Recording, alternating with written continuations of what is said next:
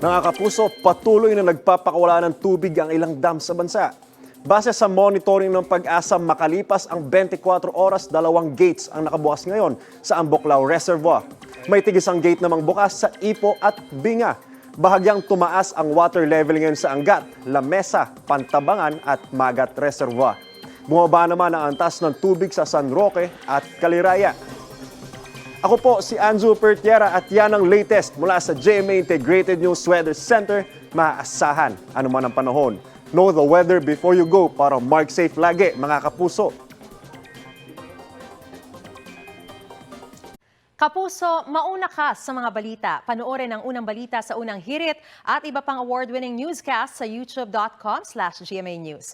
I-click lang ang subscribe button. Sa mga kapuso abroad, maaari kaming masubaybayan sa GMA Pinoy TV at www.gmanews.tv.